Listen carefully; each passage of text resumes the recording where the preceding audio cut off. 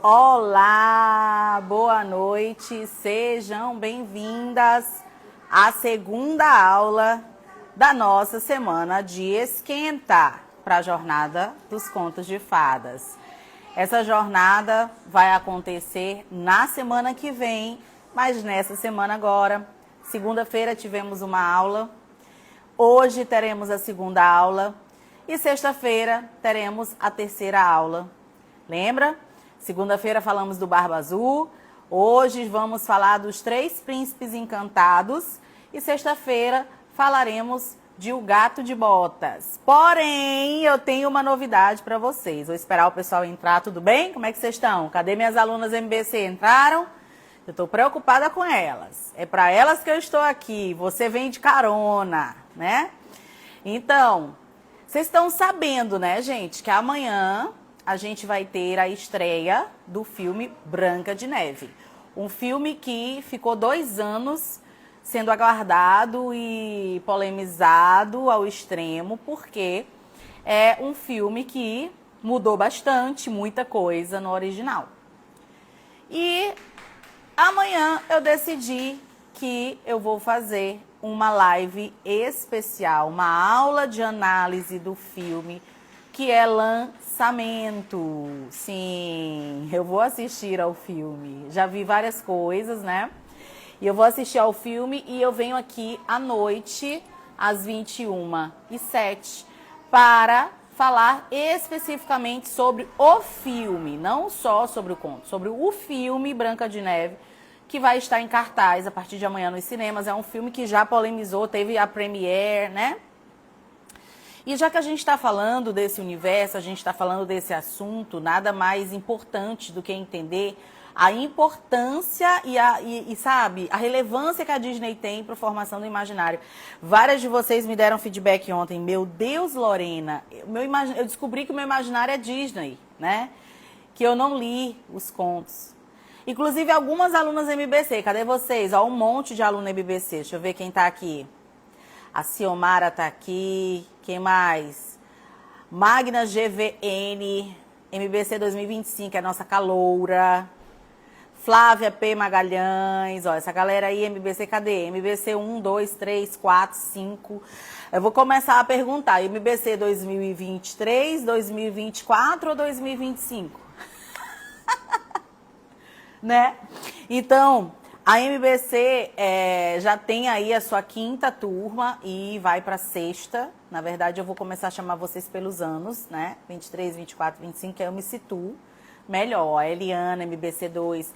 A Cláudia Nice, MBC 1. Caroline Paiva, MBC 1. Nossa, MBC 1. Gente, vocês nunca me decepcionam. É impressionante como a MBC 1 é comprometida. Foi a minha primeira turma. Foi a galera que acreditou assim, sem nem, sabe? Foi lá e bateu. MBC 1. Eu tinha 4 meses de parida, gravando de madrugada, entregando para vocês os livros que eu tenho certeza que vocês até hoje nunca se esqueceram, porque são livros marcantes. Vocês são maravilhosas. Todas as minhas alunas MBC, mas as MBC que de cara, sabe, apostaram nesse curso, são muito assim, são muito fiéis, né? Olha aí, a Lorena Jorge falando, meu imaginário era Disney, até me tornar MBC 2023. O Peter Pan que vocês conheciam era Disney, o Pinóquio que vocês conheciam era Disney. Fala a verdade, não era não? O Mágico de Oz que vocês acho que nem viram o filme. Alice no País das Maravilhas que vocês conheciam era da Tim Burton, né? Fala a verdade pra mim, não é? Então, era o imaginário Disney. E até hoje é. Vocês vão descobrir isso nos contos de... Se vocês já tiveram essa sensação só com o curso dos 12 clássicos, vocês imaginem a sensação agora dos contos de fadas, que é Disney pura. Vocês conhecem a Disney. Vocês não conhecem os contos de fadas, vocês conhecem os filmes da Disney. Amor à primeira vista no último dia do ano de 2024. Que MBC? A Alexandra está perguntando. Alexandra Mazzi. Minha biblioteca clássica, Dora Ney. Ao meu curso de literatura clássica para mães que querem descobrir esse universo da literatura, da melhor literatura para os seus filhos. Nós temos os 12 clássicos que todos precisam ler, nós temos mitologia grega, nós temos agora contos de fadas. Minha biblioteca clássica é um curso que tem mudado a educação de várias crianças, porque nós sabemos que as escolas não estão entregando nem o mínimo de literatura, né? E eu entrei nessa brecha e estou nela. E nela permanecerei enquanto Deus me permitir, né? Então, gente, hoje, segunda-feira, só fazendo uma recapitulação, vocês estão aqui, foram minhas convidadas para semana de aquecimento para a jornada MBC, para a jornada dos contos de fadas. Mas antes, eu sempre faço uma semana de esquenta. O que é a semana de esquenta? Essa semana em que eu vou dar aulas que são muito pedidas. Inclusive agora eu já estou guardando algumas caixinhas. Essas aulas todas que eu estou dando, gente, são pedidos das caixinhas que vocês me colocam todo dia. Né? Eu queria tanto uma aula sobre isso, eu queria tanto uma aula sobre aquilo, seria tão bom uma aula sobre aquilo. Gente, o Barba Azul, fiquei quase 2 anos as pessoas me pedindo aula sobre o Barba Azul. Então, era um conto de fadas e eu aproveitei o ensejo, né, a oportunidade que estou falando de conto de fadas e eu dei aula sobre o Barba Azul. Então, continuem me pedindo aula nas caixinhas, porque vai chegar essa hora, tá? Estão me pedindo muita aula sobre muita coisa e isso vai... Eu confesso a vocês que o curso nasce a partir da dor de vocês, né? Ele nasce a partir do momento em que eu vejo que na minha caixinha tem muito pedido sobre uma determinada aula, não é? Então, as aulas que eu vou dar, por exemplo, gato de botas, eu tenho dezenas de mães que me pedem gato de botas, que ficam inseguras, que falam, eu fico com medo de ler o gato de botas e meu filho ficar malandro, né? Essas coisas, enfim. Então, quando eu montei a MBC também, isso foi considerado, eu estou aqui há muitos anos, então vocês me pedem muitas aulas, né? Então, a Pequena Sereia, me pediram muita aula acerca de muitos livros que vão estar, né?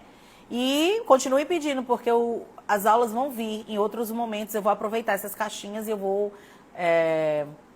vou dar essas aulas, tá bom? A Bela e a Fera está no meu radar. A Bela e a Fera é um conto de fadas. E a Bela e a Fera, gente, é um dos contos de fadas mais bem ordenados que a gente tem. Só que a Bela e a Fera, ela não é um conto de fadas curto. Ela é um conto de fadas longo. Ela é uma exceção, né? Então, a Bela e a Fera, ela merece uma aula especial. Ela não é um conto, ele não é...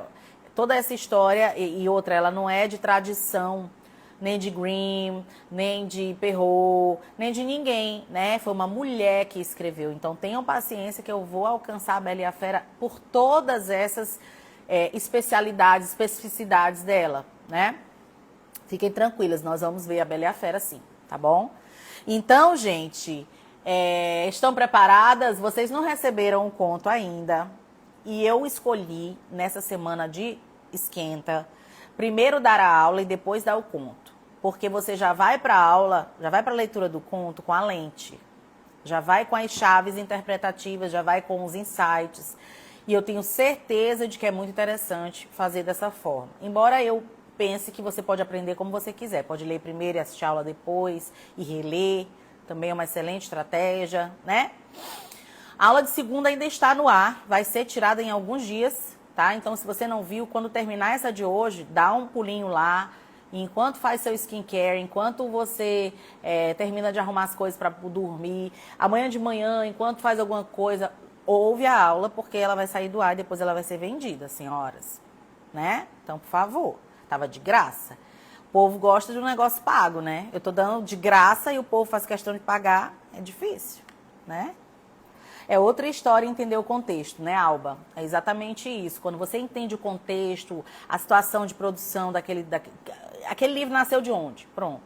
Quando você entende isso, parece que se vira uma chave assim na sua testa, não é?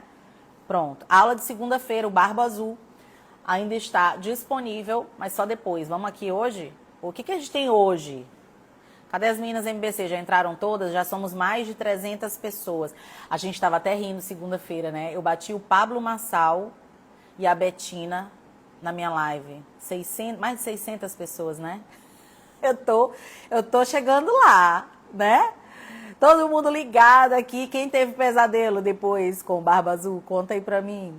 Foi bom, né? Segunda? Vamos ver se hoje vai ser bom também? Então, hoje eu escolhi um conto de fadas que se você digitar no Google, você não vai achar. Pois é.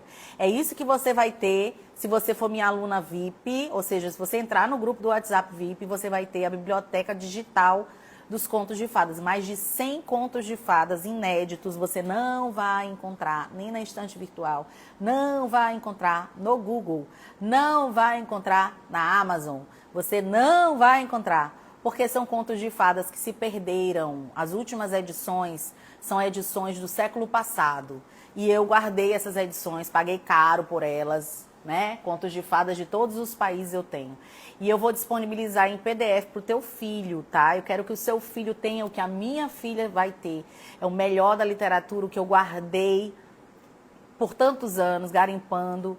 E o seu filho agora vai ter em formato digital, se você for minha aluna MBC. Então você vai ter conto de fadas para ler aí a infância inteira, dele e do filho dele. Tá bom? Certo, gente? Então é o seguinte, eu não tenho livro, né? Ó, a gente vai falar hoje desse conto aqui, ó, porque eu não tenho o livro dele aqui comigo, ele está para digitalização.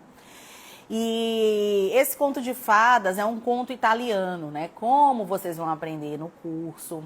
O berço dos contos de fadas modernos é a Itália, gente. É a Itália.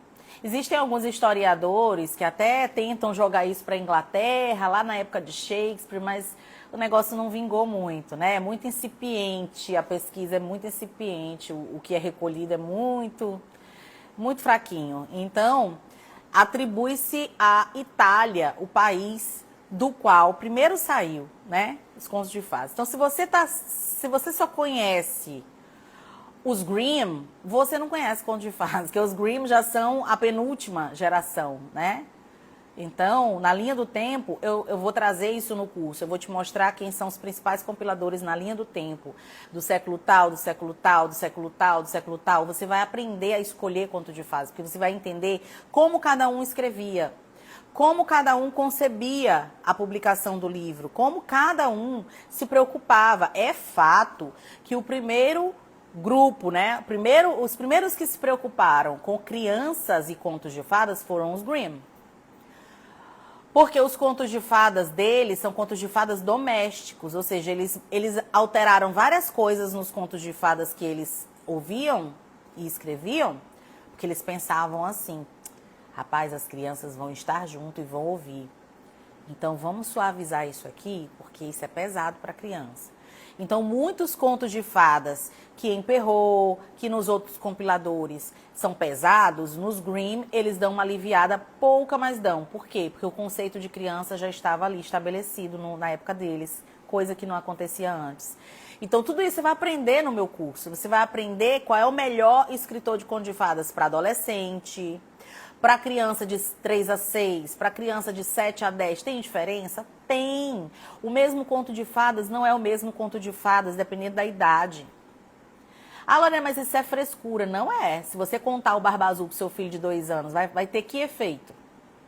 Né? Então não é frescura, não. Tá? Graças a Deus, hoje a gente tem a ciência, a gente tem as pesquisas na pedagogia mostrando quem é a criança, como é que o cérebro da criança se desenvolve, como é que a criança apreende né? E compreende o mundo mágico. Então, baseando-me nessas pesquisas sobre o desenvolvimento infantil, que já estão avançadas, que eu acabo separando o texto que é para uma idade para outra. Porque sim, eles vão ter uma resposta da criança. Ou não. Às vezes a criança ignora, porque ela não tem condição nem de compreender as palavras que estão ali ditas, né? Então quem diz, é frescura, na minha época, na sua época, meu amor, a gente tomava kisuke, entendeu? Então, uma geração que foi criada vendo Xuxa e tomando kisuke, não tem muita moral não, tá? Pra falar essas coisas na minha época. Na nossa época é o caos, a gente é sobrevivente. Quem nasceu nos anos 80 sobreviveu, na verdade.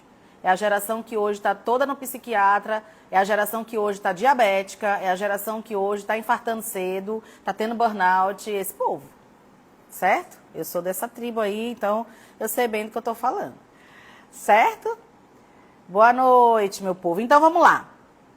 A gente vai ler hoje, gente, Os Três Príncipes Encantados. Ó, tá aparecendo Ring Light. É um conto ilustrado, ele vai lindinho para vocês amanhã de manhã, tá? Essa história é uma história italiana. Esse conto de fadas é um conto de fadas que se atribui a o Basile. que é o italiano que vocês vão conhecer. Mas não se tem verdadeira certeza, né? Porque é um conto de fadas do século XVI. Século XVI o Brasil estava nascendo. Então pensa, é um conto de fadas que é tipo primo do Brasil, assim, em termos de idade. É antigo. Aí você disse pra mim, mas Lorena, por que a gente vai ler uma história dessa? Essa história é linda, uma história extremamente fantástica. E ela quebra os padrões. Por quê? Você já deve ter ouvido falar em algum perfil lacrador que conto de fada é uma leitura feminina, é uma leitura machista, é uma leitura misógina, é uma leitura na qual a mulher é retratada como fraca, é uma leitura na qual o homem é sempre uma desgraça, e o príncipe é opressor, e que casamento, por que casamento, e por que tem que ter rei, por que não é presidente, enfim, eles questionam tudo, eles questionam a monarquia, eles questionam o fato de o casal ser hétero, eles questionam o fato de não haver negros. Não há negros, já reparou? Não há uma descrição do negro. O negro é ignorado. Aí o pessoal do movimento negro vem e faz uma baderna porque os negros não têm representatividade nos contos de fadas. Meu filho, se você estudar a história da Europa, você vai entender por quê. Né? Então, assim, é um pessoal que não tem ali história, adora fazer o mimimi e, no fim das contas, o que eles conseguiram no início dos anos 2000? Tirar os contos de fadas das escolas. De tanto essa tribuzinha aí de movimento negro, de movimento feminista, de movimento colorido, fazer lobby na mídia, nos perfis, na Globo, criticando contos de fadas, rindo, desdenhando de contos de fadas, dizendo que contos de fadas é a leitura ultrapassada. As escolas tiraram os contos de fadas dos currículos, porque até os anos 90, tanto fábulas quanto contos de fadas integravam o currículo escolar. Se você perceber na linha do tempo, você vai ver que foi nos anos 2000 que a maioria das escolas públicas e privadas tiraram das suas leituras obrigatórias anuais. Primeiro, tiraram leitura, né? Vamos começar do zero. Tirar a leitura. Acabaram com a leitura na escola. E segundo que eles tiraram a pouca leitura que ainda havia, eles começaram a substituir os contos de fadas e os clássicos, né? As clássicas fábulas, por Diário de um Banana, por um monte de porcaria que hoje faz sucesso. Então foi no início dos anos 2000 que isso aconteceu. E isso foi planejado, isso teve um lobby muito grande. Eu vou explicar isso melhor numa das aulas que eu vou dar na minha biblioteca clássica Contos de Fadas, na qual eu vou falar da Disney, vou falar do movimento revolucionário e da guerra contra os contos de fadas, que foi travada. Existem provas de que foi uma guerra travada, porque a mídia deu ampla repercussão a toda essa pataquada, esse mimimi. Isso, gente, isso é tão verdade que amanhã na live eu vou mostrar pra vocês. A última Branca de Neve branca tem quantos anos? Né? O nome dela é Branca, mas ela é preta. Assim, é meio doido uma pessoa ter um filho moreno, mulato, e colocar o nome de branco. Pra quê? Assim como você tem uma filha branquinha, colocar o nome dela de preta. Pra quê? Entendeu? Não era a agenda woke ainda não, tá? A agenda woke é uma coisa bem nova. Nova com esse nome. Não era a agenda woke, não. Eram os 3 movimentos juntos. Foi uma guerra, gente. Foi uma guerra cultural. Eu vou provar isso lá nas aulas da minha biblioteca clássica Contos de Fadas. Tem uma aula sobre o imaginário e a guerra aos contos de fadas. E eu vou te provar que a Disney teve um papel crucial, mas não foi só a Disney. A gente tem outros agentes culturais que minaram as escolas. Porque, veja, quando você quer tornar o conto de fadas uma leitura social, uma leitura para o povo, você coloca nas escolas. Tudo que você quer que se torne popular, que se torne, né, aclamado, você põe na TV e na escola. No caso hoje, na internet e na escola. Então, eles tiraram das escolas e foi uma coisa, gente, de manhã para de tarde. Não foi uma coisa que foi sumindo. Não, de um ano para o outro, a lista de livros não tinha mais os clássicos. Foi assim. E aí você tem que entender que hoje o que está acontecendo é bem pior do que foi feito nos anos 2000. Porque nos anos 2000, eles simplesmente tiraram os clássicos e substituíram por outros. Agora, eles estão pegando os contos, colocando, mas com outra roupagem, para deturpar os contos e transformar os de agora nos contos de verdade. É bem pior. É bem pior. É bem pior. Então, eu vou falar disso um pouco amanhã, mas eu vou aprofundar isso com exemplos de filmes e tudo na aula que eu vou dar sobre guerra aos contos de fadas dentro da minha biblioteca clássica. Vocês vão amar essa aula. É um pouco de clube cultural dentro da MBC. Eu amo falar disso, né? Fazia tempo que eu não dava aula sobre guerra cultural, que é um assunto que eu amo, que eu estudo, pesquiso até hoje. Então, é isso. Tudo bem? Podemos? Já somos mais de 430 pessoas ao vivo numa quarta-feira, 9h30 da noite, querendo ouvir sobre contos de fadas. É um fenômeno. Vamos lá. Os Três Príncipes Encantados. Posso começar? Era uma vez um país chamado Colina Verde, onde reinava um monarca que tinha 3 filhas, cada qual mais bonita. Os 3 filhos do rei vizinho, de Valprado, se enamoraram das 3 lindas princesas, mas quando, depois de serem correspondidos e de anunciarem os esposais, iam celebrar as bodas com suas respectivas bem-amadas, os 3 príncipes caíram sob o poder de uma fada perversa. Pelo que o pai das 3 princesas, como é natural, não deixou que suas filhas se casassem com eles. Então, como é que eu sei que isso aqui é um conto de fada italiano? Por vários motivos que nós vamos aprender mais. O conto de fadas, gente, se passa numa região chamada Valprado. Tá? Essa região existe, é uma espécie de povoadozinho. Então, vamos lá, a Itália, que nós conhecemos hoje, que tem ali como é que é o nome dela? Esqueci o nome da loura lá, que é brutona. Ela tem a primeira-ministra, assim, maravilhosa, né? Que é conservadora.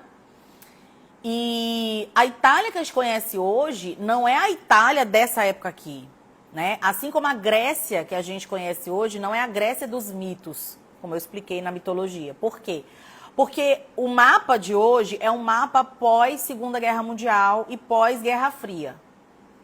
O mapa mundi que a gente usa para estudar contos de fadas são os mapas antigos. Então, um conselho que eu te dou, você que está me acompanhando, você que já é minha aluna há muito tempo, você que entendeu essa missão com seu filho, tenha mapas antigos em casa.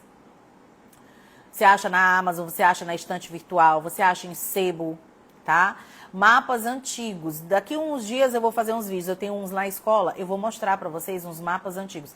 Mapa antigo é o quê? É mapa que mostra o mundo, a configuração do mundo, sei lá, 500 anos atrás. Que mostra a configuração da Europa quando a Europa não era países, né? Tipo, França, Inglaterra, Alemanha. Não era assim. Países, né? Países é o que a gente tem hoje. A gente tinha reinos. Porque em sua maioria nessa época a gente ainda tinha uma monarquia muito forte, vamos lembrar? Antes da Revolução Francesa. A maioria, 90% dos contos de fadas, gente, você tem que olhar para o mundo antes da Revolução Francesa para entender o contexto desses contos de fadas. Né? Que foi? Eu não estou lendo os comentários. Vamos lá. Que foi? Tem lacrador aqui, doido aqui no meu perfil, não posso. Queridos, vocês estão no perfil de uma professora de direita, conservadora cristã, e que odeia o Lula, detesta o Lula, acha o Lula um estrume. Em que sentido? Ele fez mal e faz mal ao nosso país. E toda a esquerda, tudo que a esquerda faz é uma bosta. Então, assim, se você é desse lado aí, você tá num lado estranho, pra mim. Sou conservadora. Então, aqui, você tem que entender que o filtro é meu. Entendeu? Então não adianta lacrar aqui, porque você não vai ter voz aqui. Simples assim. Quem manda aqui sou eu. Entendeu? E se vocês estão com raiva de mim hoje, calça as botas e vem amanhã. Porque amanhã é que vocês vão rasgar a bunda. Amanhã vocês vão rasgar a bunda, amor. Porque amanhã eu vou falar da Disney. Amanhã eu vou falar desse filme que tem Branca de Neve e Preta. Aí vocês não vão gostar. Vem amanhã, volta amanhã. Volta amanhã, estejam aqui amanhã. Eu faz tempo que eu não sou cancelada. Faz tempo. Tem uns 2, 3 anos que eu não sou cancelada aqui. Porque vocês não estavam aqui nessa época. Então, eu dou aula sobre cancelamento. Se vocês me cancelarem agora, eu vou ficar rica. Sabe por quê? Porque eu vou pegar tudo que vocês estão fazendo e eu vou transformar em tráfego. Eu vou ficar rica, porque o mundo todo vai me ver. Não me cancelem. Vocês vão me dar dinheiro. Sejam inteligentes. Eu sempre digo que o cancelador, ele é um funcionário sem FGTS, sem carteira assinada, sem porcaria nenhuma, né? Porque toda vez que eu fui cancelada, eu ganhei 10 mil seguidores, 8 mil seguidores, de graça, sem pagar R$1, sem anunciar nada. Quem trabalhou? Os canceladores. Entendeu? Então, vamos lá. A Itália dessa história aqui, como das outras histórias, né? Não é essa Itália da Giorgia Meloni, a Lorona. É uma Itália que era pequenos reinos. Assim como a gente tinha reinos na Grécia. A Grécia era muitas, não é?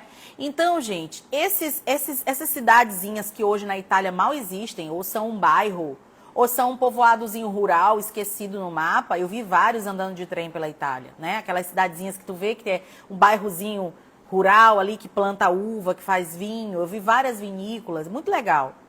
Esse povo que ainda persiste, né? É um povo de uma época muito antiga, né? Uma época medieval. Então, essa região, depois você dá uma olhada no mapa, você vai ver que Valprado hoje é assim, irrelevante, né? É irrelevante. Mas a história é a história de reinos. Valprado tinha um rei, certo? Esse rei tinha 3 filhos. Olha que coincidência, o número 3. Gente, pega a numerologia aqui, tá? Nesse conto, muita coisa é numerológica e é simbólica. Esse conto é super simbólico, não é? Certo? 3 filhas, né? Então, o rei de Colina Verde tinha 3 filhas. O rei de Valprado, que era vizinho de Colina Verde, era um reino vizinho, tinha 3 filhos. Deu certinho, certo? 3. E aí, os 3 filhos do rei de Valprado se apaixonam pelas 3 filhas de Colina Verde. Coincidência, né? 3, o número da trindade. E aí, gente, esses 3 reis, esses 3 príncipes, são vítimas de uma fada que não é descrita. Só se diz que a fada era uma fada perversa. Então, desde sempre... Lorena, como que eu explico para o meu filho que uma fada perversa entrou numa história? É assim que Satanás faz. Se você é cristão, aproveita Satanás sim. Porque quando a fada é má, a gente fala que ela é um diabo. Então, uma fada perversa amaldiçoou e castigou os 3 filhos do rei de Valprado. Agora, a gente tem aqui o porquê? Não tem o porquê. A gente não sabe por que os filhos do rei de Valprado foram castigados. Meu Deus, a fada perversa fez o quê? O príncipe mais velho, que fora transformado em águia, ficou tão desesperado que chamou todas as aves em seu auxílio. Ela foi lá e ela pegou, fez um feitiço e transformou o mais velho em águia, né? Transformou ele numa ave. Lançou sobre ele uma maldição e ele virou uma águia. Quando ele virou águia, gente, imagina, tu tem 3 meninos jovens, apaixonados. Sabe que uma pessoa apaixonada, ela faz loucuras, né? Ela fica furiosa se não deixam ela consumar. Não é à toa que tem gente que foge pra casar, né?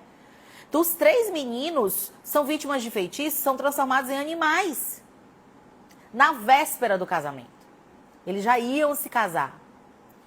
E aí, o pai das meninas e a mãe falam, não, de jeito nenhum. De jeito nenhum, você não vai casar com uma águia, filha. Você tá doida? Esse homem tá amaldiçoado, você não vai casar com um homem amaldiçoado. Eu não vou dar minhas 3 filhas pra casar com um bicho. Eu não vou ter neto. Aí eu te pergunto, o rei e a rainha estavam errados em proibir esse casamento? Ora, entra uma fada perversa e transforma o filho mais velho em águia, certo? E aí esse menino que é transformado em águia, ele fica louco, né? Ele fica louco. E ele acorreram em enormes bandos os pardais, colhandras, pintacilgos, falcões, abutres, condores e toda a infinita variedade de pássaros de todos os tamanhos. Ele fica tão doido com isso, ele fica tão, assim, alucinado, que ele faz uma convocação, ele dá um salve. E ele diz assim: ei, todos vocês que são animais que voam, vão me ajudar aqui, que eu preciso conseguir me casar. Eu preciso que o pai da minha noiva, que a mãe da minha noiva, deixe eu continuar me casando. E aí a águia lhes ordenou que devastassem o país por completo, o que eles fizeram obedientemente, não deixando folha nem broto algum nas árvores do reino, para se vingar do fato de que ele agora estava proibido, né, de se casar. Gente, ele estava apaixonado, louco pela mulher. O pai da mulher diz: não, você não vai casar com minha filha. Ah, gente, ele mobiliza um exército de pássaros. E ele destrói o país, que não fica uma folha na árvore. É como se abrissem, assim, a porta do inferno no país. Certo? O segundo príncipe, que fora transformado em cervo, vocês sabem que é um cervo, né? Um veado, um tipo de veado, assim, com chifres grandões, bem típico, né, de algumas regiões.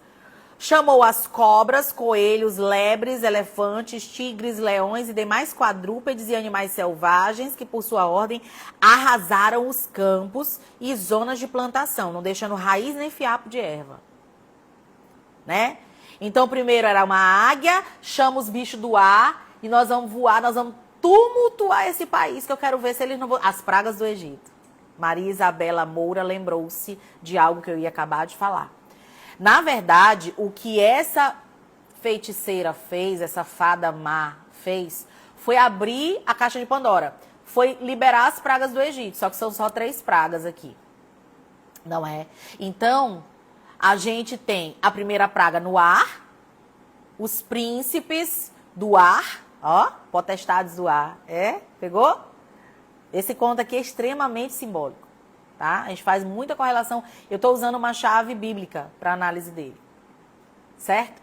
Então, os 3 príncipes. O primeiro vira águia. É um animal ruim? Não, é um animal forte. É um animal que é um símbolo de tudo que é bom. A águia é, vamos dizer assim, ela voa acima. Né? A águia tem uma série de qualidades. A águia é um animal ótimo para o ar. Então, ele se revolta lançando uma praga no ar. E todos os animais que voam vão lá e castigam o país por conta desse feitiço no ar. O segundo príncipe é transformado em cervo. Cervo é um animal terrestre, é um quadrúpede, é um veado, um tipo de veado. Né? Tem aqueles chifres enormes, parecem galhos. Então, esse cervo imita o irmão, diz: ah, meu irmão destruiu pelo ar, eu vou abrir a praga da terra. E ele chama todos os animais da terra e ele coloca todo mundo para fazer um rebuliço que não ficou um fiapo de erva e nem uma raiz. Ou seja, eles devastam as plantações, a comida, os suprimentos. É uma praga. Praga da terra. Quanto ao mais moço, transformado em delfim. Vocês sabem o que é delfim? Ó, vocês vão pegar esse conto aqui, gente, vocês vão ler com as crianças que estão estudando em ciências, os animais. Criança que gosta de animal, esses contos aqui é maravilhoso, porque a criança vai ver os animais, né? O delfim é um golfinho. O delfim é um golfinho, é um outro nome para golfinho, né? Então, o delfim, tanto é que em inglês, golfinho é dolphin, né? Então, é a mesma raiz latina da palavra. Então, quanto ao mais moço transformado em delfim, reuniu todos os peixes do mar e levantou tal tormenta nas costas do país que todos os navios grandes e pequenos foram a pique num instante. Então, gente, o que a gente tem aqui? Um conto altamente simbólico. A gente tem 3 reis, com 3 reis, cujos filhos se enamoram ao mesmo tempo, ficam apaixonados. Vem uma fada perversa, uma feiticeira, que lá na frente a gente vai entender por que ela fez isso, tá? Vingança. Geralmente, as bruxas e as pessoas que fazem bruxaria se vingam da pessoa que não consegue pegar a bruxaria nos filhos. Porque existe coisa que dói mais num pai, numa mãe, do que atingirem os seus filhos, né? Só sendo mãe, você entende que o ponto fraco de toda mãe não é ela. Você pode fazer o que quiser com a mãe, mas o filho, tocou no filho, você atingiu a mãe. Então, a feiticeira, ela não é boba. Ela sabe que ela não vai se vingar desses reis, atingindo os reis, que já são mais velhos, já estão realizados na vida. Ela se vinga nos filhos, porque atingindo um filho, 2 filhos, 3 filhos, ela atinge toda a linhagem. Porque no momento em que o menino vira um bicho, ele não vai ter filhos, não vai ter neto, o rei não vai ter neto, essa linhagem morre. Então, o que esses príncipes, porque geralmente naquela época o príncipe era guerreiro, não é? Pois é, uma pergunta pertinente da Daniele Duarte. A palavra fada é uma questão de tradução? Sim. No original, tá, gente, desse conto, eu fui pesquisar, é feiticeira. E aqui a gente tem uma questão igual que a gente tem o Mágico de Oz, né? Que você tem a bruxa boa do oeste, a bruxa má do oeste. Lembra disso? Quem é aluno MBC? Que isso aí era grande nó na cabeça das pessoas, né? Bruxa é sempre boa. A palavra bruxa e o que ela representa é sempre algo mal. A bruxa é, simbolicamente falando, mal. Ela é má. Assim como o lobo é mal, né? Assim como madrasta é má. Então você tem várias pessoas na simbologia dos contos de fadas, vários animais, elementos, que são mal, representam o mal. Assim como a pomba é o bem, né? Então na tradução original do italiano, gente, não é fada perversa, é feiticeira. Só que, mesmo que eu leia fada perversa, né? Existem fadas perversas? Sim. E aí entra uma questão. Nem toda fada é boa. Vocês, não sei, por conta da Sininho, né? Se bem que a Sininho no livro também, ela dá uma despirocada, né? Ela fica má. Ela não é má de todo, mas ela tem umas atitudes de fada má. Por ciúme. No Peter Pan eu falo disso, na MBC. Então... nem toda fada é boa. A gente vai aprender com o George MacDonald que nem toda fada é boa. Ele fala muito da Terra das Fadas. Eu já falei aqui sobre Terra das Fadas. Na Terra das Fadas, a gente tem fadas boas e fadas más. Tem um lugar em que você não cruza, porque ali só tem fada má. Então, mesmo que a gente aceite essa tradução fada perversa, tá de boa, tá tranquilo. Eu achei que é uma tradução que, né, é boa. É feiticeira. Porque, na verdade, quem faz magia má é sempre má. E aí, gente, deixa eu falar uma coisa pra vocês que pode escandalizá-las. Não sei se vocês estão prontos pra ouvir o que eu vou falar, tá? O Antigo Testamento, que é o livro basicamente dos judeus e parte dele também dos cristãos, né? Porque o livro do cristão de verdade é o Evangelho de Jesus e as cartas de Paulo. Mas a gente acaba lendo os livros antigos, né? Dos judeus. E se você observar na época dos judeus, gente, a gente tem jumento que fala, bom, eu não sei você, mas jumento que fala é uma coisa meio mágica, não? A gente tem machado que flutua, a lei da física mostra que machado não flutua. A gente tem azeite que se multiplica, a gente tem tanta magia no Antigo Testamento, e aí não se escandalizem, tá? Quando eu falo magia, é que você está acostumada a ligar a palavra magia a macumba. Mas magia é a capacidade de transcender o natural. Isso é a definição que você deve adotar e seu filho para entender histórias mágicas. Então, no Antigo Testamento, o livro, do primeiro ao último livro, é basicamente magia. Então, se você parar para pensar, a chave de interpretação aqui, ela está correta, porque a fada má, a fada perversa, é uma pessoa que é uma fada, que podia estar fazendo bem, porque o papel da fada é fazer magia, mas ela escolhe fazer o mal. Assim como os anjos foram criados para o bem, mas uma terça parte decidiu ser mal. Então, gente, a gente tem, assim, muita coincidência, quando eu digo muita coisa em comum, entre as histórias comuns e as histórias que a gente santificou, como sendo a nossa Bíblia. E eu não estou aqui igualando, tá? O que eu estou mostrando é que a chave interpretativa é a mesma. É por isso que eu digo que se você destrói o imaginário do seu filho para acreditar, né? Para ler uma história dessa e se maravilhar, ele tampouco vai ler a história de Sansão e achar aquilo grande coisa. Não é à toa que os jovens de hoje não conseguem nem ler o Antigo Testamento. Você vê o jovem de hoje, ele está lendo ali no máximo o Evangelho, os 4 Evangelhos. Por quê? Aquilo tudo para ele é tão distante, aquela magia toda. E isso diretamente comunica com a fé. Eu já expliquei isso numa aula que está, inclusive, de graça na MBC para algumas turmas, que é a leitura dos clássicos e a Bíblia. Então, destrua a capacidade do seu filho de entender que dentro do universo de bruxas, com a tradução bruxas, elas são sempre más, porque a bruxa boa é má.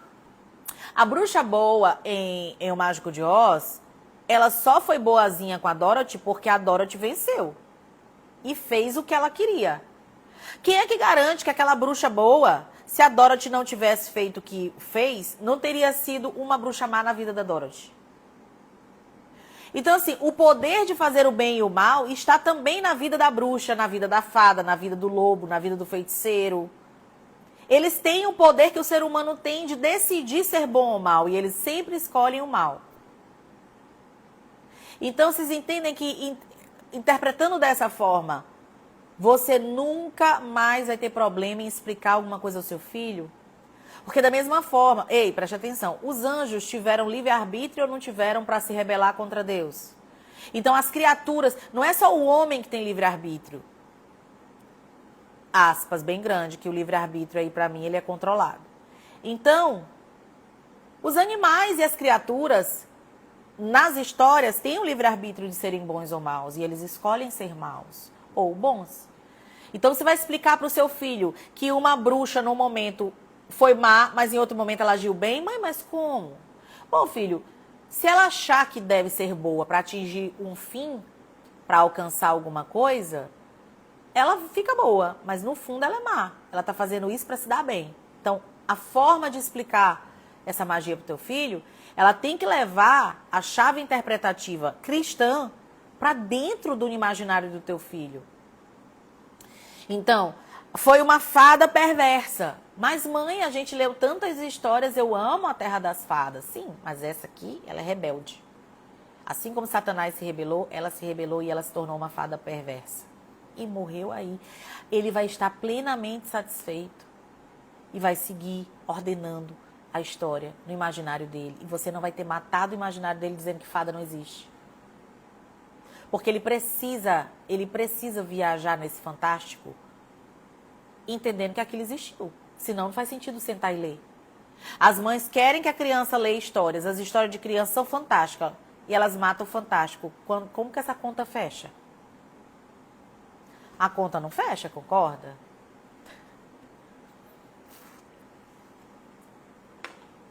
Então, quando o mais moço se transformou em golfinho, ele transtornou o mar, afundou o navio.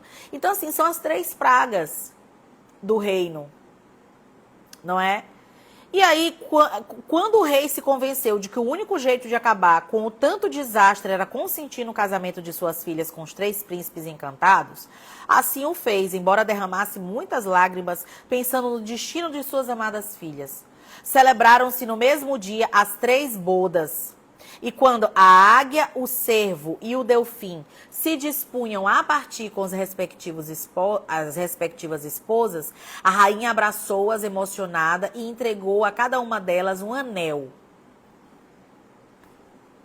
Um anel.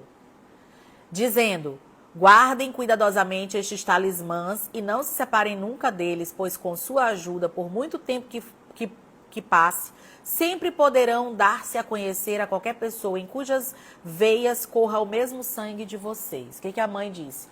Tá, eu vou dar vocês em casamento, vão lá, se casem. Eles choraram muito, né? Porque eles viram que se eles não parassem, os 3 príncipes não iam parar as pragas.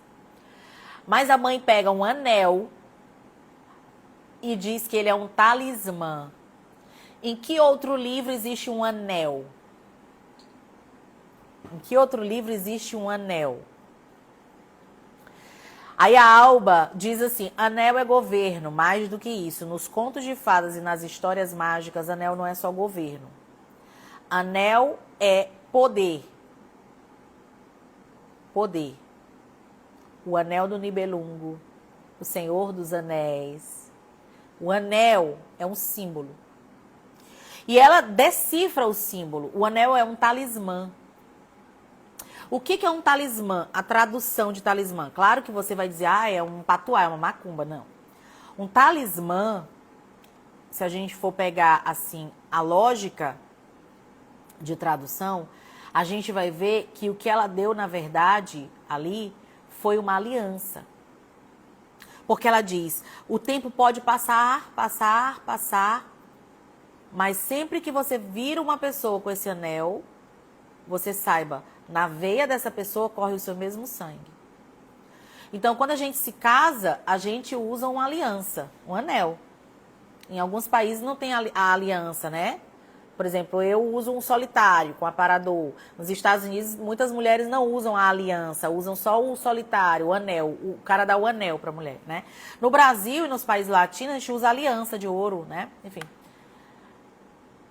O filho pródigo, quando volta para casa, recebe um anel no dedo. Então, assim, usar anéis é símbolo de poder. E de poder porque há uma aliança. Essa é a interpretação. Então, o que a mãe deu para a menina foi um poder. Tanto que ela diz, é um talismã. Se é um talismã, é um anel mágico. Tudo que é um talismã é mágico. Né? Tanto é que a gente tem no ocultismo vários talismãs. Então, tem a figa, você tem várias pedras, né? De proteção. Aquilo é mágico. Talismã é mágico. E ela deu um anel dizendo que aquilo era um talismã e que quando ela encontrasse uma pessoa que tivesse aquele mesmo anel, era para ela saber que aquela pessoa era da família. Será que essa mãe, e aí a gente começa a especulação interpretativa, será que essa mãe das meninas tinha culpa no cartório? Sabia de alguma coisa? Sabia como é que se quebra o feitiço? Por que ela dá esse anel?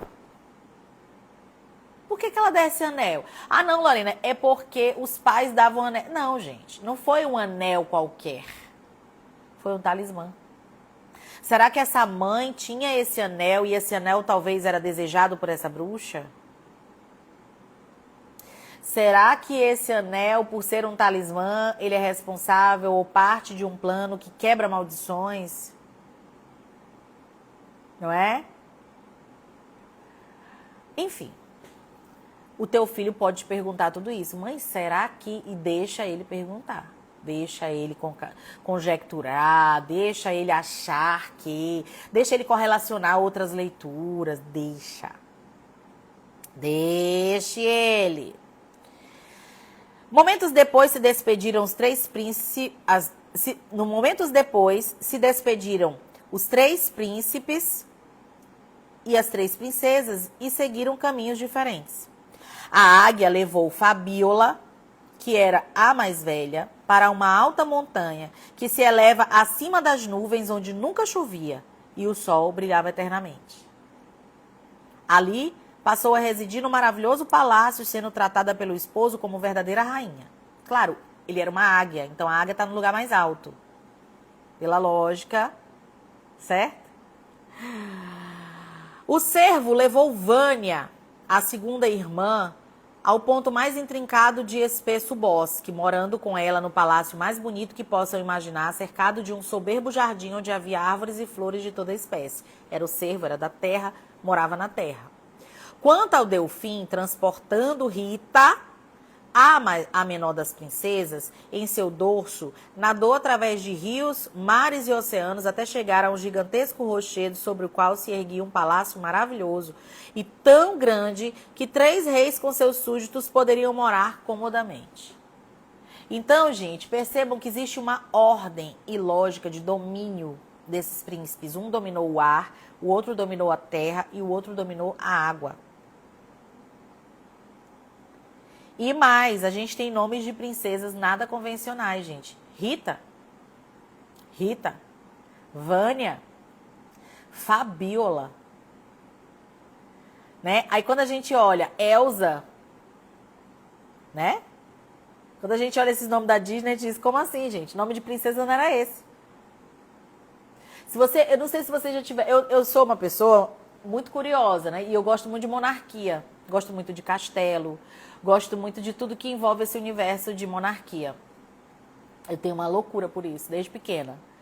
E duas coisas que eu pesquisava quando eu era pequena nas enciclopédias. Agora, depois de velha, eu dei uma pesquisada também por conta de aula, né?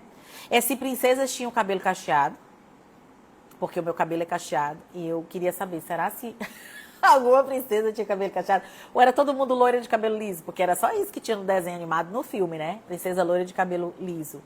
E eu tinha essa curiosidade, será que existe alguma princesa cacheada? E outra coisa que eu pesquisei muito, é nome de princesa e príncipe, né?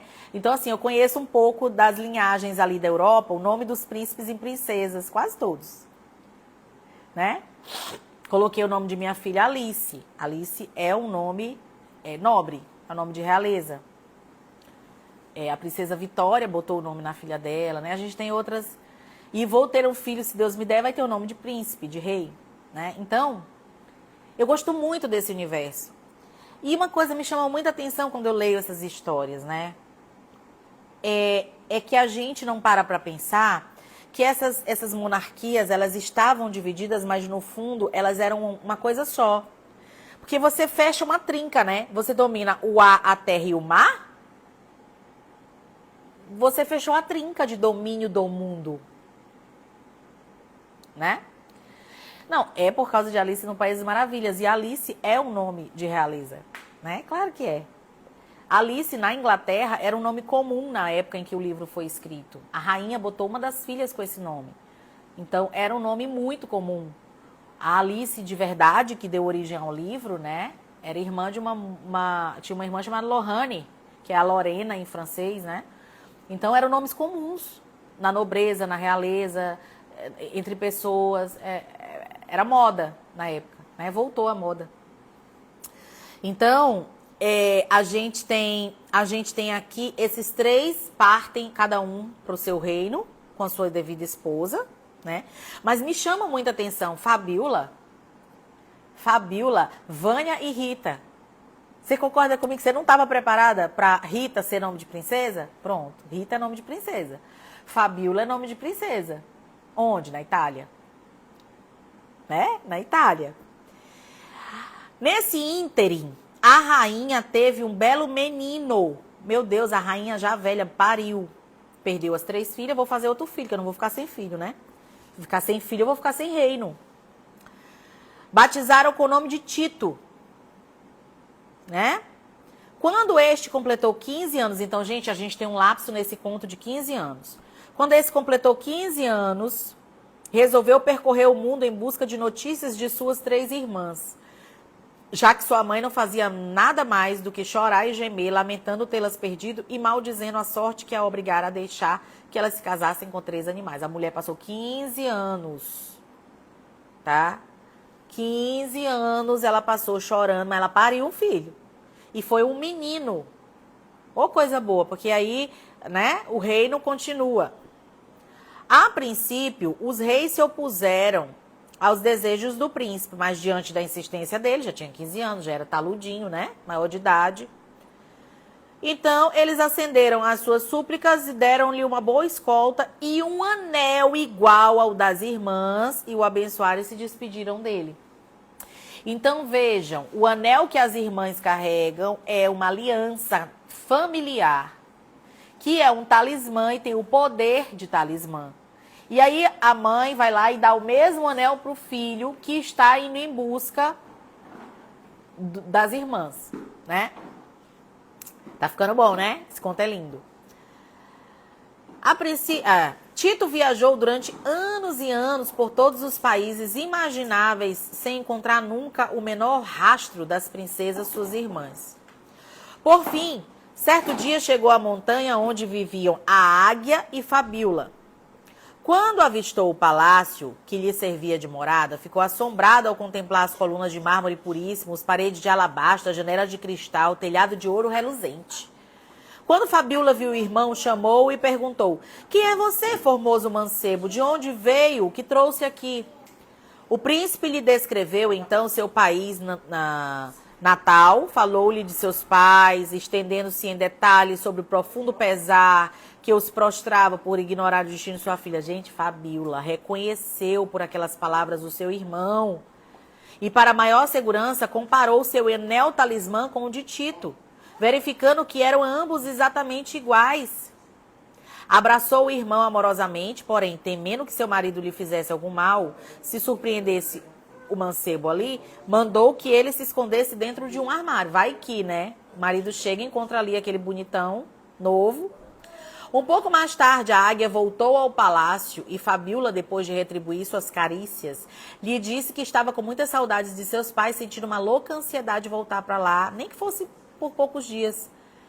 A águia respondeu: esqueça esses desejos, querida esposa. Não é possível satisfazê-los enquanto eu não recuperar a forma humana. Então, disse Fabiola, já que não posso ir vê-los, por que não convidamos alguém de minha família para vir visitar-nos? E se já tivesse vindo alguém da minha família e estivesse hospedado aqui nesse palácio, você se incomodaria? Em absoluto, replicou a águia. Qualquer pessoa de sua família, só pelo fato de ser seu parente, encontrará sempre portas abertas de meu palácio, com a proteção do seu teto, um lugar em minha mesa e também em meu coração. Ai, que fofa essa águia, né? Fabiola, ao ouvir essas palavras, dirigiu-se para o armário, abriu-o, fazendo sair Tito, o apresentou ao marido, dizendo: aqui está meu irmão Tito, que nasceu depois do nosso casamento e que percorreu meio mundo para vir visitar-nos. A águia o saudou cordialmente e disse: suponho que do seu esconderijo tenha ouvido o que acabo de dizer à sua irmã. Portanto, não tendo necessidade de repeti-lo, considere-se sem cerimônia em sua própria casa. Tito foi tratado no Palácio da Águia como um rei, recebendo diariamente infinitas provas de carinho e amizade por parte do cunhado. A águia é mais macho que muito homem. É verdade. No entanto, transcorridos 15 dias, apresentou-se a Fabiola e a águia e lhes disse: fico-lhes muito agradecido pelas atenções e pelo afeto em que todos os momentos estiveram comigo. Porém, eu sou obrigada a abandoná-los a fim de ir procurar minhas outras duas irmãs, Vânia e Rita. Assim, peço que me permitam ir embora nesse momento. Os dois esposos tentaram retê-lo por algum tempo, porém Tito se recusou, alegando que sentia muito desejo de ver as outras irmãs e estavam tão felizes quanto Fabiola. Então a águia arrancou de si uma pena, entregou-a a ele e lhe disse: se algum dia se encontrarem em apuros, basta atirar esta pena ao chão e pedir socorro. Imediatamente, onde quer que você esteja, eu acudirei. Olha os valores, né? De homem para homem. O fio do bigode. A águia tirou uma pena. Isso aqui é um pacto que a águia fez com o cunhado. Ele tinha certeza de que Tito era cunhado? Podia ser o Ricardão. Não, mas ele acreditou na palavra da esposa, que com certeza era uma mulher direita. E ele assumiu o cunhado dentro de casa. E mais, ele fez um pacto familiar com Tito. Ou seja, o teu irmão é meu irmão. Porque, no fundo, é isso que é, né? É isso que é. Então, Tito guardou a pena num dos bolsos, despediu-se da irmã e do cunhado e continuou sua viagem. Depois de uma caminhada longa e penosa, chegou por fim ao bosque onde vivia o cervo com sua irmã Vânia. Era tão grande seu apetite que, ao ver as ricas árvores frutíferas carregadas de suculentas frutas, não pôde conter-se e começou a comê-las.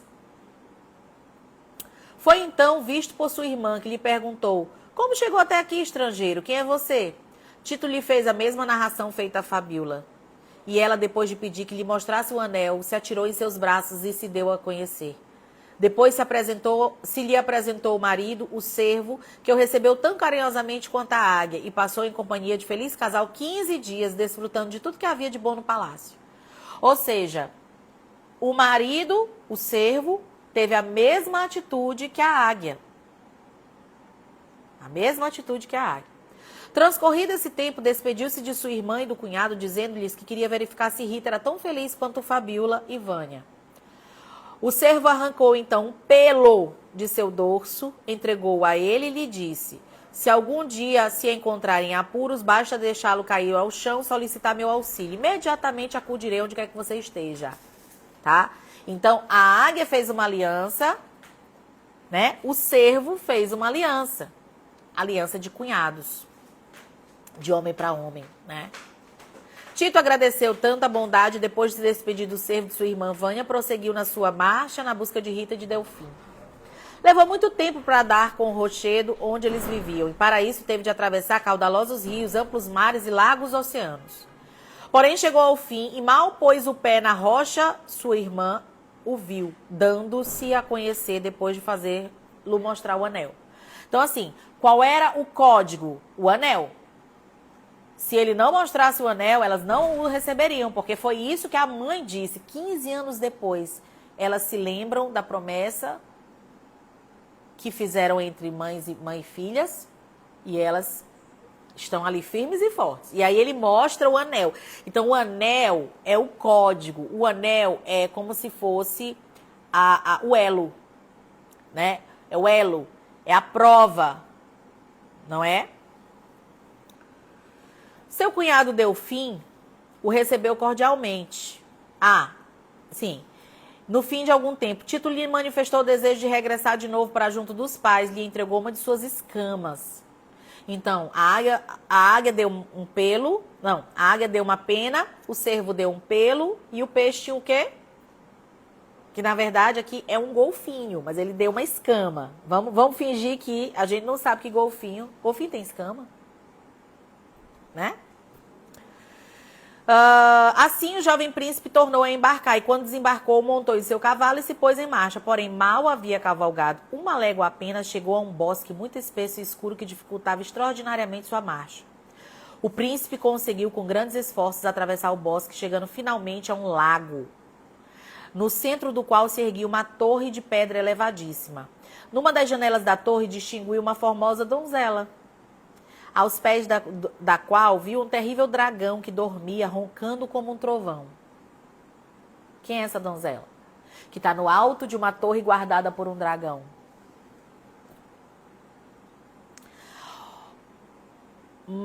Mal a formosa donzela viu o príncipe, chamou-o com voz queixosa. Ó, belo jovem, foi Deus que o enviou para me salvar da minha triste sorte. Liberte-me por piedade das garras desse terrível monstro que me arrebatou do palácio de meu pai, o rei Merovale, e me encerrou nessa torre lúgubre, onde morro de pavor e solidão. Ai de mim, respondeu o príncipe. O que posso fazer, formosa donzela, para socorrê-la? Que mortal pode atravessar esse lago? Quem seria capaz de enfrentar esse horroroso dragão? Espere um pouco. Talvez eu consiga auxílio de alguém. E dizendo essas palavras, atirou ao solo a pena, o pelo e a escama que haviam dado. Ele não é fraco, não. Ele não vai chamar só um. Ele chamou, foi os três, jogou os três no chão. Eu quero todo mundo aqui. Socorro, meus irmãos, socorro, meus irmãos. Os cunhados, né? Olha o nível de família aqui. Olha o nível de família. Aqui estamos, o que deseja? Tito, cheio de alegria, exclamou. Quero que essa pobre princesa seja libertada das garras do terrível dragão que a mantém prisioneira. Pretendo fazer dela minha esposa. Perfeitamente, respondeu a águia, será feito como deseja.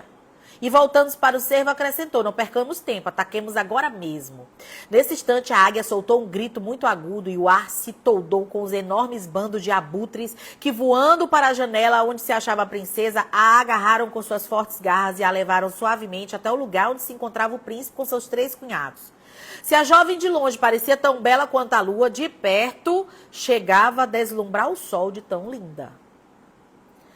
Mas, enquanto Tito, enlevado de amor, a abraçava e beijava, o dragão despertou.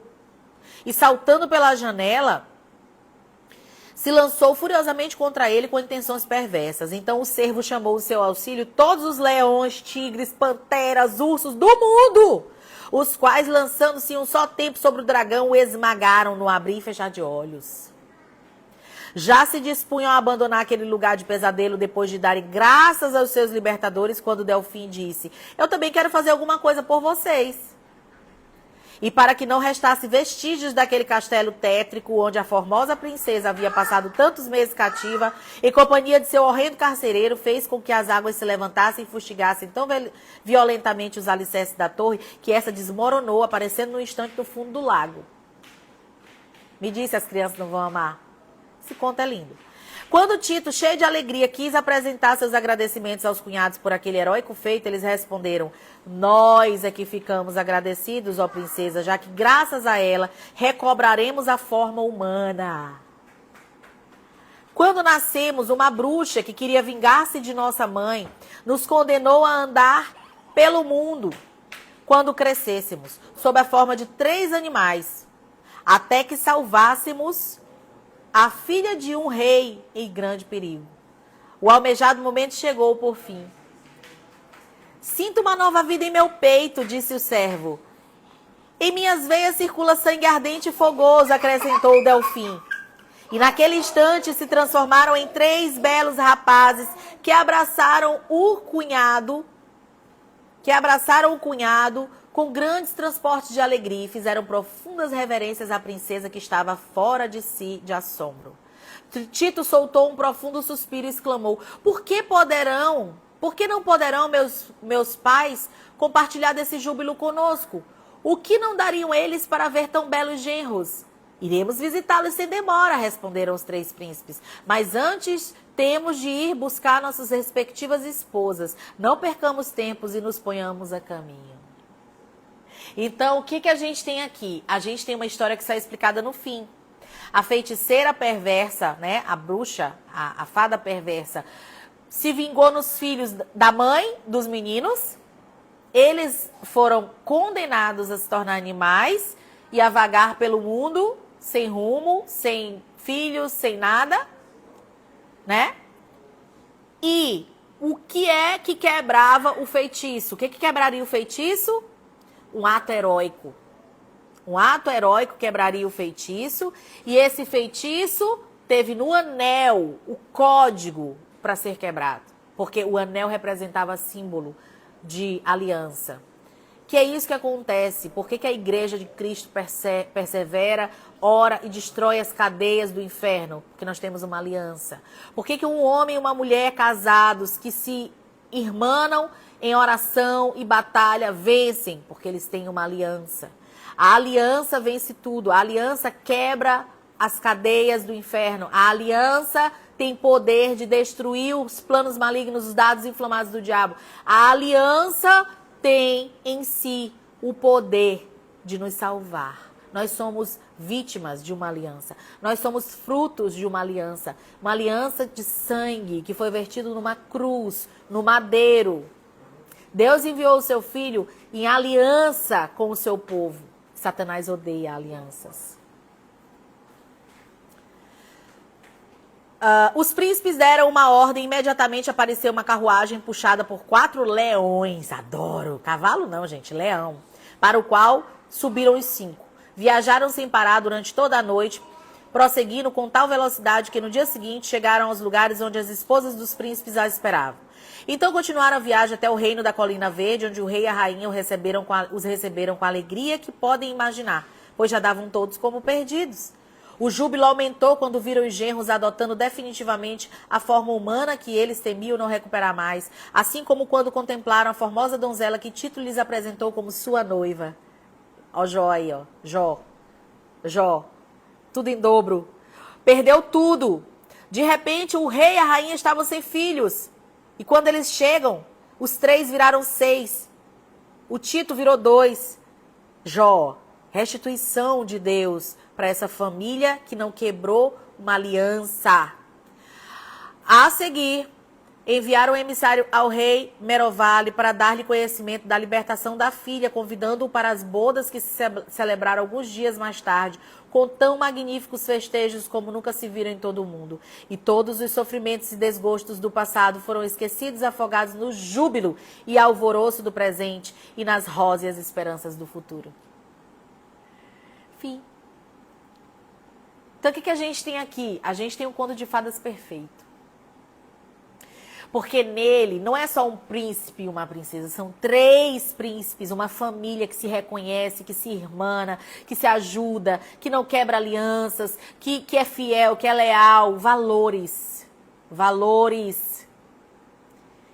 Gente, eu tenho certeza de que esse conto, se bem contado para o teu filho, ele vai acender no teu filho uma esperança tão grande de moral, sabe? De amor, de perseverança, de todas as virtudes e de todos os sentimentos bons que a gente pode ter, os frutos bons que a gente pode ter quando lê uma história devidamente ordenada, uma história que tem sofrimento, mas que tem um final feliz, triunfante, porque é isso que vai ser o nosso fim. O nosso fim é um fim triunfante, a igreja triunfa, a igreja vence, nós vamos vencer, porque ele venceu e temos aliança com ele. Esse conto não podia ter uma outra chave que não a chave cristã para análise. Eu poderia ter usado a simbologia de qualquer coisa, mas ele é um conto que, embora não tenha o escopo, a intenção de ser um conto cristão, mas ele é um conto cristão nas entrelinhas, porque está descrito aqui o caminho da igreja de Cristo, que vai triunfar no final nas bodas do Cordeiro. Certo? Então, eu quis trazer ele para vocês, porque, primeiro, vocês não vão achar ele, como eu disse. Pesquisem no YouTube, vocês não vão achar um pedaço. Pesquisem no Google, não tem um conto como esse, gente, se perdeu. Se perdeu, como que se perde uma história dessa? E assim como essa, as histórias que eu vou trazer na biblioteca digital, que vai estar na MBC, vocês vão enlouquecer. Vocês vão ficar loucas de tanta história linda que vocês vão ler com os filhos de vocês. São esses contos que eu vou dar para os filhos de vocês. Você que for minha aluna VIP, nas primeiras horas da abertura do carrinho, você tá lá na MBC. Vocês vão receber uma biblioteca recheada com mais de 100 histórias desse tipo.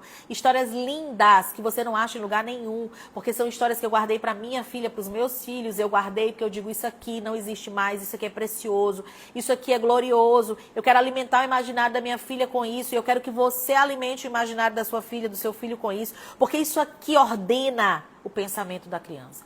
Isso aqui dá à criança todas as chaves de vivência, de esperança que ela tem de ter. É para isso que a literatura e a boa leitura serve, para aguçar no teu filho não um comportamento de banana, mas um pensamento, sentimento ordenado de príncipe, de princesa. É isso que os seus filhos são, príncipes e princesas, embaixadores. É disso que a Bíblia nos chama, embaixadores. E eu não vou construir um menino embaixador dando para ele banana. Diário de banana não constrói embaixador, não ordena o imaginário de príncipe. Diário de banana não ordena o imaginário de príncipes e princesas. Sacerdócio real, povo santo, nação escolhida. Entendam isso. Diário de banana não constrói príncipes e princesas. Essa é a frase do dia. Então, para você ter um filho, uma filha que se vê nas histórias, porque é isso que acontece com a criança, sobretudo a criança até 6 anos, ela se vê na história e ela procura um personagem para ela ser o personagem. Eu não quero a minha filha se vendo em banana, eu quero a minha filha se vendo uma princesa que é resgatada por um homem maravilhoso, que dá a ela a melhor vida, porque isso traz a ela esperança, porque isso fala com ela, e lá na frente, ao escolher um homem, isso é um valor para ela. Então, o que eu te ofereço na MBC? Ordenação do imaginário do teu filho com as boas histórias para você construir príncipes e princesas. É isso que eu ofereço nos meus cursos, sobretudo na MBC. E é isso o que você vai terminar esse curso de contos de fadas transmitindo para o seu filho com essas histórias que ele vai poder ler todo dia uma. Você vai ter história na biblioteca digital que eu vou te dar para todos os dias você ler uma diferente se você quiser. Nem comprar livro, porque as histórias estão lá. Pega um tablet ou imprime, encaderna e está lá. Os nossos príncipes e as nossas princesas não serão alcançados pelo diabo, pela fada perversa. A fada perversa morre, desaparece, ela é irrelevante aqui. O mal é quebrado. Os nossos filhos precisam aprender através das histórias bíblicas, ok, mas também das histórias não bíblicas que eles leem, que o mal é quebrado e vencido pela aliança. Que a família é mais importante do que a maldição que foi lançada. Isso tudo é valor que está aqui nesse conto. E a gente tem o Diário de um Banana com milhares e milhões de cópias vendidas e uma história como essa não existe. Você não acha em lugar nenhum. Porque se perdeu. Então, gente, a minha ideia com essa jornada, com essas aulas, é mostrar para vocês a grandiosidade, quão maior é a glória das histórias clássicas. Porque é exatamente isso. Afinal, tudo converge a Cristo. Tudo converge a Cristo. E os nossos filhos vão ver as coisas corretas, ordenadas nas histórias bíblicas ou nas não bíblicas. Eu não preciso. Isso aqui não é uma história bíblica. Agora você pode negar para mim que isso aqui é uma história grandiosa, maravilhosa. Uma mãe que diz, eu não dou para o meu filho um livro que não é bíblico. Meu querido, que não é cristão, que não foi escrito por... Isso aqui não foi escrito por um cristão. Mas isso aqui é uma história que todo cristão precisa ler. Ok? Eu indico essa história, gente, para crianças ali a partir de 4 para 5 anos. Agora, óbvio, se tu tiver uma escadinha, botar os 3 ou 4 na cama, o menorzinho vai ler e vai engatar. Por quê? Porque a história é incrível. Porque a entonação, quando você for ler, você vai... E, nossa, isso vai virar... Gente, eles vão olhar uma águia, eles vão olhar um cervo, sabe? Tem fantástico nisso. Tem fantástico nisso. Isso aqui é o que a gente chama de literatura fantástica. É fantástico. Certo? Então, gente, é isso que eu preparei para vocês na MBC Contos de Fadas. Histórias lindas. Não só as famosas. As famosas eu vou analisar com vocês. Nós vamos analisar os principais contos de fadas meio famosos. Mas existem aqueles que não são famosos. Isso aqui não é um conto de fadas famoso. Mas não é lindo? Seu filho vai ler vários que não são famosos, mas que vão ficar no imaginário dele. Ele vai se lembrar quando ele for adulto. Nossa, minha mãe lia pra gente uma história tão linda. Assim como teve alguém que falou aí, meu pai leu essa história pra mim quando eu era criança. A última vez que essa história foi publicada, gente, foi nos anos 50 do século passado. Tem quase 100 anos que esse conto morreu nos livros. Então... esse resgate dos bons contos de fadas eu fiz e eu vou te presentear o teu filho com essas histórias incríveis, que não são só Cinderela, Gato de Botas, essas são lindas, vão ser, né, todas contempladas, mas essas não famosas, que tem Rita, que tem Fabiola, que tem Vânia, que muita gente nem saberia, que é o nome da tua mãe, que é o teu nome, que é nome de princesa. Então, essa biblioteca digital que vai estar dentro da MBC, que é uma grande novidade, ela vai estar em PDF, linda. Vocês estão vendo, tá lindo, né? O meu material. O pessoal do design tá arrasando. Então, ela vai estar em PDF para vocês. Vai ter um módulo lá só com os livros digitais. E vocês vão ter acesso, vão poder imprimir, encadernar e guardar. Porque isso vai morrer se a gente não preservar e se a gente não passar adiante. Porque quando eu tenho, assim... contos de fadas de todos os países, né? Quando eu garimpei, que eu fui comprando, fui achando e tal, eu falei, eu vou guardar para os meus filhos. E eu nunca divulguei aqui na internet, eu nunca mostrei para vocês. Vocês podem descer meu perfil inteiro, não tem nenhum desses livros indicado. Ele é secreto, porque primeiro eu paguei muito caro por eles, porque esses livros mais raros, eles custam caro. Então assim, numa coleção você paga R$2.500, R$3.000 numa coleção. É caro. Eu tenho coleção aqui, gente, de R$8.000. É caro. Para os parâmetros atuais, R$8.000 de livro, de uma sentada, é caro. Então, só esses livros que você vai ter ao se tornar aluna MBC Contos de Fadas, já justificariam você pagar.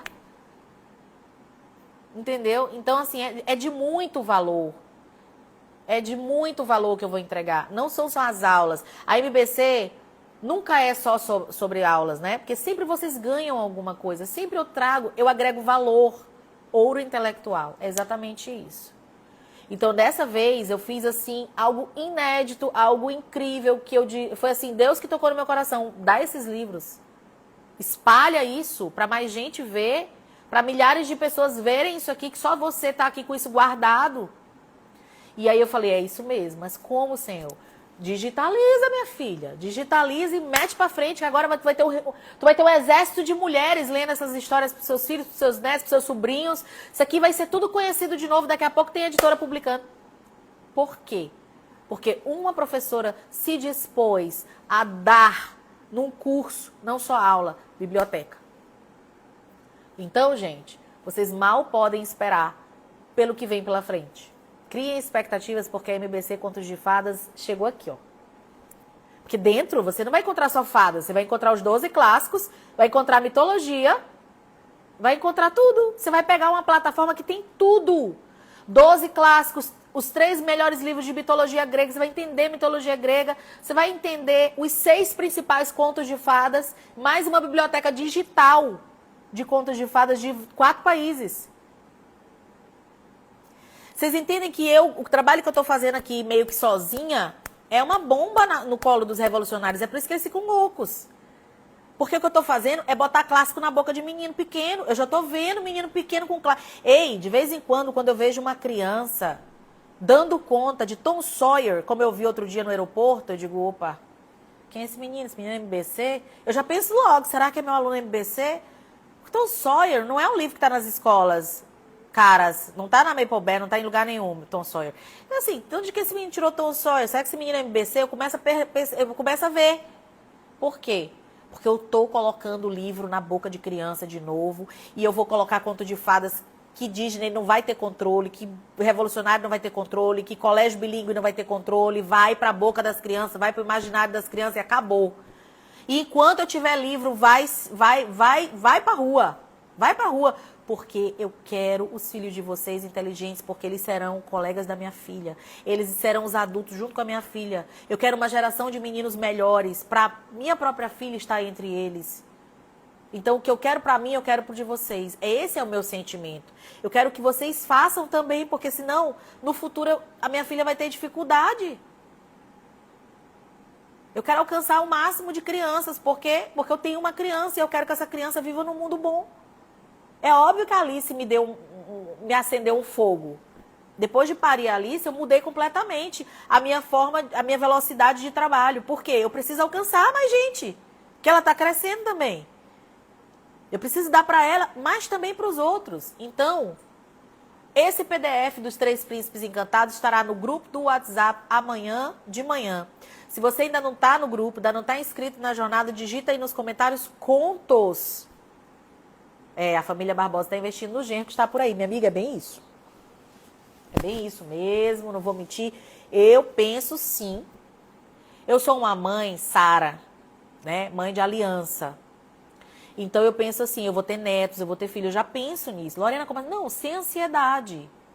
Mas eu penso, a minha filha vai ter que casar, vai ter filhos, eu quero que continue, eu não quero que morra a minha linhagem. Então assim, sim, isso é uma coisa pela qual eu oro. Toda mulher tem que orar pelos netos, pelos genros, filhos, né? Então digite contos aqui nos comentários. Você vai receber um link no seu direct. Você vai se inscrever nessa jornada.